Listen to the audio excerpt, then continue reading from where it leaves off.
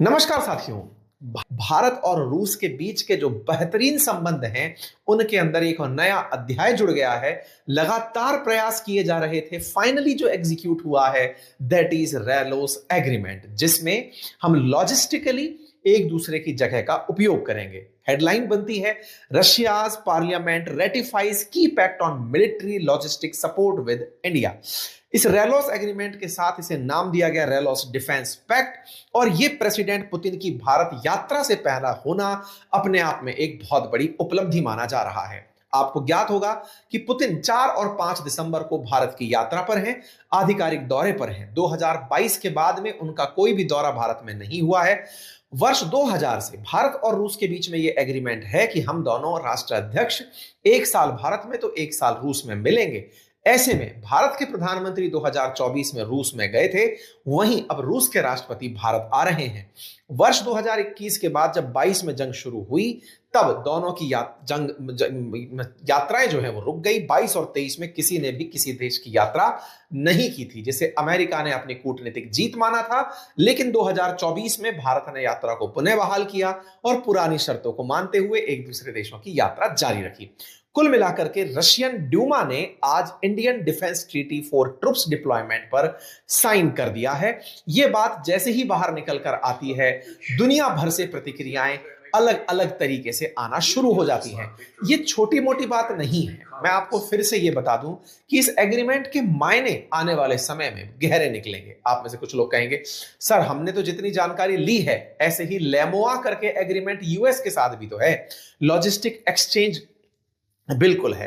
केवल अमेरिका ही नहीं, और भी देशों के साथ हमारे एग्रीमेंट्स हैं। पर मुसीबत क्या है, अमेरिका भारत के साथ तो बिल्कुल डेमोक्रेटिक तरीके से एग्रीमेंट किया, लेकिन पाकिस्तान के साथ गुप्त तरीके से एग्रीमेंट किया हुआ था। गुप्त तरीके से एग्रीमेंट का मतलब क्या हुआ कि पाकिस्तान को इस तरह से रखा गया था कि तुम्हें पब्लिक में नहीं बताना है कि हम तुम्हारे यहां पर अपने कीमती हथियार रखे हुए हैं या तुम्हारा उपयोग मिसयूज हम कर रहे हैं। पाकिस्तान को चाइना के अगेंस्ट यूज करने के लिए नूर खान एयरबेस देना पड़ा था। इस चलते वो ज्यादा सपोर्टिव चला गया अमेरिका पाकिस्तान के साथ। भारत के केस में रूस का बहुत लंबा दोस्ती रहा है। ऐसे में रूस के साथ हम ये एग्रीमेंट साइन करके अपने ट्रस्ट को एक लेवल और ऊपर लेकर जा रहे हैं। कुल मिलाकर के इस रेलोस एग्रीमेंट के चलते दोनों देशों की सेनाएं, मिलिट्री बेस, पैरामिलिट्री फैसिलिटीज, संसाधन सभी एक दूसरे देश में साझा किए जा सकेंगे। इसके तहत उनके फाइटर जेट्स में भारत में फ्यूल भरा जा सकेगा, वॉरशिप भर सकते हैं, मिलिट्री बेस में वो लोग डेरा डाल सकते हैं, लॉजिस्टिक सुविधाओं का वो उपयोग कर सकते हैं। मेरे प्यारे साथियों, इसके लिए लगातार लंबे समय से प्रयास चल रहा था।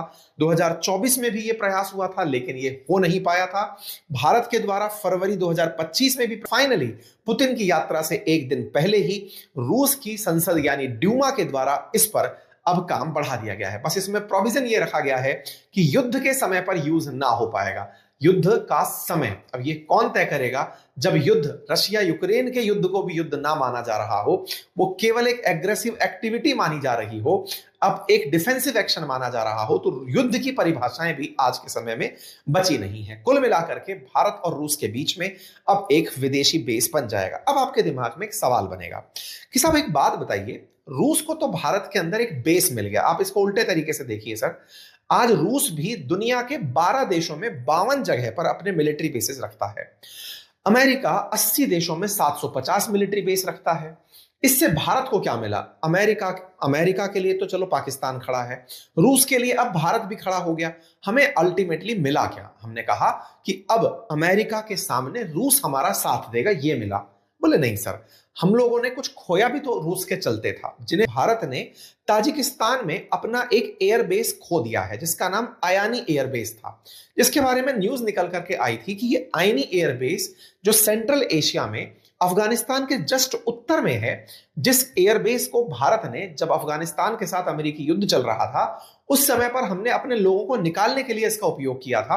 ताजिकिस्तान से हम पाकिस्तान को कंट्रोल करने के लिए इस आयानी एयरबेस का यूज कर रहे थे, लेकिन ये एयरबेस रूस और चाइना के चलते ताजिकिस्तान ने रिन्यू नहीं किया भारत के साथ, और ये हमसे दूर चला गया। सवाल बड़ा बना कि जब रूस ने हमारा एयरबेस जो ताजिकिस्तान में था वो हमसे ले लिया, तो हमें फिर किस तरह से उसका साथ देना चाहिए। यहां पर ध्यान से सुनिएगा, ये जो रेलॉस एग्रीमेंट हमने किया है, ये एग्रीमेंट असल मायने में ताजिकिस्तान में यानी कि सेंट्रल एशियन कंट्रीज में जो आईनी एयरबेस था, जिसके चलते भारत एयरबेस का उपयोग करना चाह रहा था लेकिन नहीं कर पाया था, ये एग्रीमेंट उसका काउंटर बनेगा।